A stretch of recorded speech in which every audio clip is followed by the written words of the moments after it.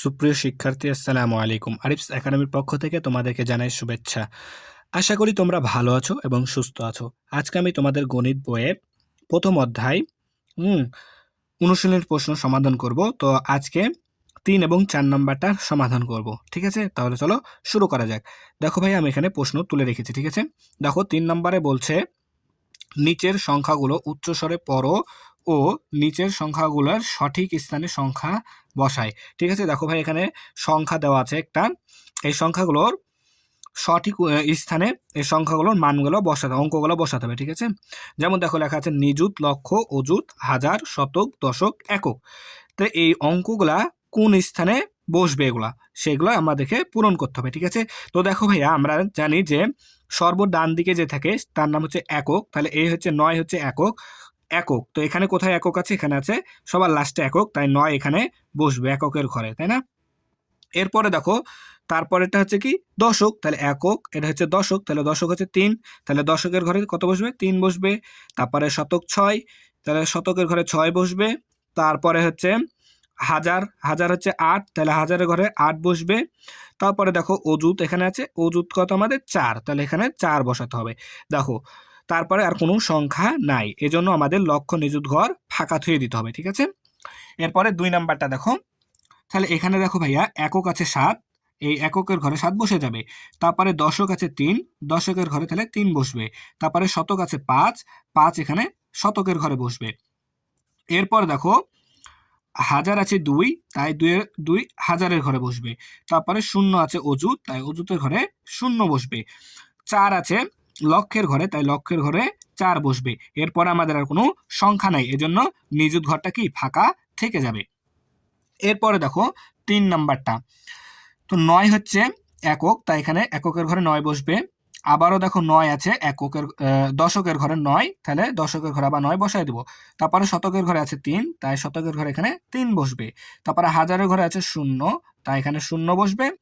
তারপরে অযুতের ঘরে আছে 8, তাই আমাদের এখানে 8 বসে যাবে। তারপরে লক্ষের ঘরে আছে দেখো 0, তাই এখানে আমাদের 0 বসে যাবে। তারপরে নিযুতের ঘরে আছে 7, এজন্য আমাদের 7 বসে যাবে। ঠিক আছে, আশা করি তোমরা বুঝতে পেরেছো। তাহলে এরপর আমরা এখন কি করব? 4 নাম্বারটা সমাধান করব। তাহলে দেখো ভাইয়া, 4 নাম্বারে কি বলছে?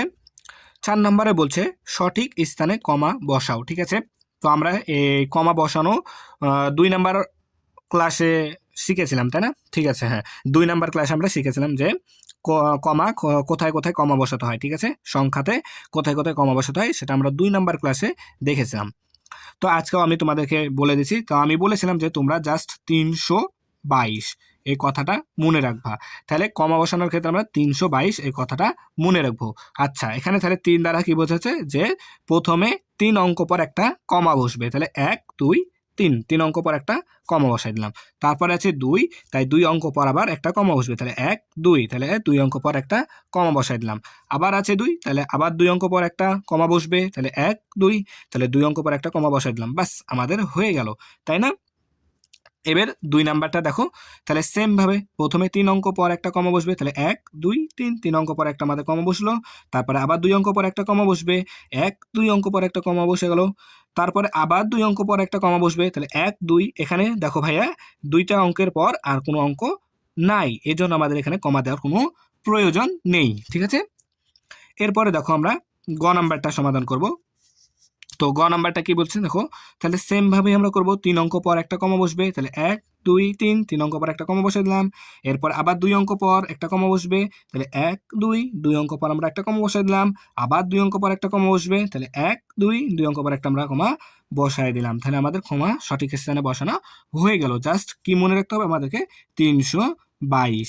কি মনে রাখবো? 322। তাহলে 3 অঙ্ক পর একটা কমা বসবে, আবার 2 অঙ্ক পর একটা কমা বসবে, আবার 2 অঙ্ক পর একটা কমা বসবে। তাহলে আমাদের সঠিক স্থানে কমা বসানো শেষ হয়ে যাবে, তাই না? তাহলে 322 এটা তোমরা সুন্দর মতো মনে রাখবা। ঠিক আছে, তো আশা করি তোমরা বুঝতে পেরেছো যে 3 নম্বর এবং 4 নম্বরটা আশা করি তোমরা বুঝতে পেরেছো। তাহলে ঠিক আছে, তাহলে আজকে এ পর্যন্তই।